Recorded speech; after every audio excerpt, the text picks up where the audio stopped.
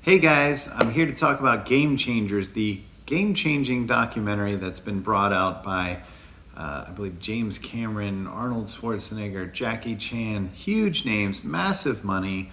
How this gets so much money is not clear to me, but there isn't good documentaries that are well funded out there from the paleo world, from the keto world, from the intermittent fasting world, but we do get lots of vegan documentaries that are filled with propaganda. And I'm not saying vegan is bad, but some of the connections that they're making here are quite ridiculous. And the fact that they're damning keto, damning carnivore, and some of these other things don't make sense to me. And the data doesn't stack up. So I want to walk you through that. So point one, right out of the gate, Gladiators are plant-based because of strontium levels in the bones. This was like the precedent setter in the documentary. Gladiators, who are supposed to be uber males, I guess is the argument, that they're strong, virile males with muscle and, killers, and not all that's even true about gladiators. There's a lot of misunderstandings about Roman gladiators. But talking about they were plant-based because they found strontium in their bones.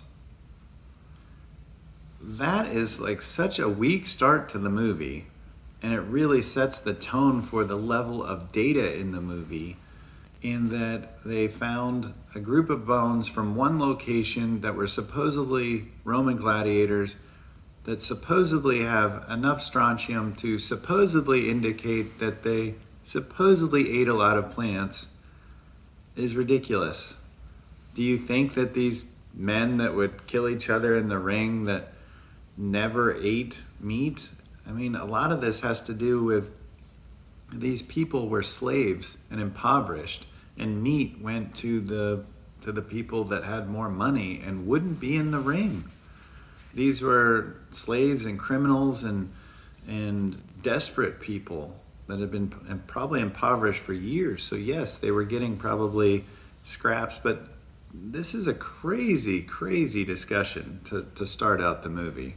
So next up, you have the cherry picking data, and again, more N of 1, more isolated incidents of athletes that, here's an important piece of data, that most of these athletes were not plant-based all along, but they gained their high level of athleticism through doing things like keto, carnivore, Mediterranean, mixed plant and meat-based diets that were probably very clean, but then they became vegan after they were already elite athletes. And so this documentary cherry picks data and cherry picks athletes and says, see, this athlete's vegan, but I could do this so easily with keto, with people like LeBron James, who's keto, people like Zach Bitter, who's keto and has broken all kinds of records on the ultra marathon. Think about this. So yeah, I can take people that are carnivore. I take people in lots of scenarios that are elite athletes. It doesn't prove anything. It just proves they have great genetics, great willpower, and they're willing to not eat garbage. And you can have a garbage diet, whether you're vegan, carnivore, keto, paleo, anything, you can eat garbage. And this documentary often compares people that were eating garbage, the standard American diet, the Western diet that's filled with McDonald's, and then comparing that to a clean, intelligent, well-structured vegan diet. Of course. But if I was to put that well-structured vegan diet next to a well-structured carnivore diet, or a well-structured paleo diet, or a well-structured keto diet, or a well-structured Mediterranean diet, what would we see? And of course they're not going to talk about that. They're going to just cherry pick to prove their point and fund this movie and change minds. But it's irresponsible science, and it makes me very angry. All right, now this one hits my heart as a formulator. This one is completely ridiculous as well, and basically every point I'm going to make shows how ridiculous this movie is that plant proteins contain all the amino acids you need, one, and two, plant proteins have all the protein that you require. And this is completely false. Plant proteins are incomplete proteins, animal proteins are complete. Now, as a formulator, I can add the amino acids that are missing either by putting two complementary proteins together or by adding single amino acids to make it a complete profile. But this is me manipulating those, and this is different than just talking about a whole food, plant-based diet. I will tell you that they're much lower in BCAAs and the key amino acid leucine that triggers muscle protein synthesis. All the rest of the other amino acids, for the most part, are basically substrate for muscle and other body processes. But the most important one that drives muscle growth, that drives muscle repair, is leucine. And the animal proteins are without a doubt higher in leucine. What's the highest? Whey protein. What's the most popular in bodybuilding for good reason? Whey protein. Where does whey protein come? From cows. And there's a reason for that, because you have this milk that drives growth of that species, like for a cow, for example, with a calf, or with humans the same. There's different ratios of the fast protein whey and the slow protein casein. But miraculously, they drive growth, recovery, repair. And plant proteins do not keep up. You have to have, there's a study that shows with whey versus soy or wheat, that you have to have twice as much soy or wheat protein to get the same as you're getting out of whey. These aren't the same gram for gram, and the data that they're misconstruing, misunderstanding, or manipulating intentionally, quite frankly, is irresponsible. Hey guys, one more thing on rice versus whey. They do cover this in the documentary, and rice protein, they say, is just as good at gaining muscle as whey protein, according to this one study. A study that my friends conducted. And I know the actual design of that study is that they had to use dramatically more rice protein over the whey protein. They had to equate leucine. So that once you have equal levels of leucine, then yes, you can get equal results. But that takes dramatically more rice protein. And they're leaving data like that out. And that's extremely frustrating. And it's very irresponsible. And clearly they have a purpose, a manipulative purpose with this documentary. Next fun fact in the documentary, Dr. Vogel works with 3 Miami Dolphin players and brings up the old fear of fat again. And we all know that data from Ansel Keys from the 60s that was very manipulated at a populational level was incredibly erroneous. And since then has been greatly disproven. And basically every medical association, except for the American Heart Association, has completely given up on this fat is bad for you horrible theory that no data is showing.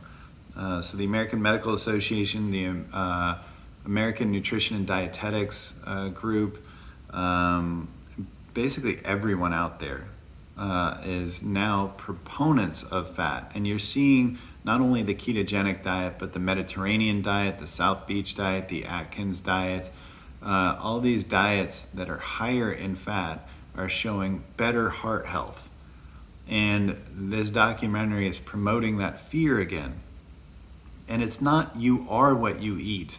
I think that's what so many people associate fat with, that you eat fat, you become fat. This is silly. You burn what you eat. Your body becomes efficient at the fuel that you're taking in. So if you're taking in a lot of fat, you're burning lots of fat. If you're taking in a lot of carbs, you become an efficient sugar burner. You take in a lot of protein, you oxidize protein well. It's very simple. This is what the body does efficiently. So if you want to be an efficient fat burner, you have to eat more fat. And most plant-based diets, unless you're working very hard to add in oils and avocados and nuts and seeds, you're typically not getting enough fat in. So fat is heart healthy. And we see people that eat these diets, these carnivore diets, these keto diets, these high fat diets, Mediterranean, have dramatically better heart health. It's that simple.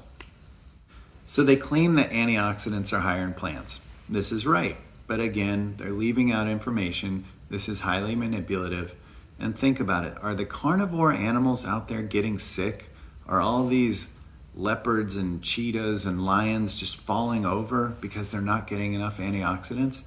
Do you know why plants are higher in antioxidants? Because they need to protect themselves from damage, from the sun, from the elements. And that when you eat a high carbohydrate diet, a high plant-based diet, you need more antioxidants because you're producing more ROS, more oxygen species, so that you can run this fuel through the oxygen, through the Krebs cycle. And it's that simple. It's so simple. So when you're eating a carnivore diet, when you're eating a meat-based diet, you don't need the antioxidants. Now, what's the most ideal thing? To have both. To have the meat-based diet and to have the antioxidants. But antioxidants don't solve everything.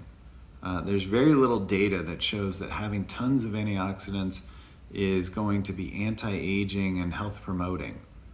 What it shows is that it's needed for oxidation to counter that.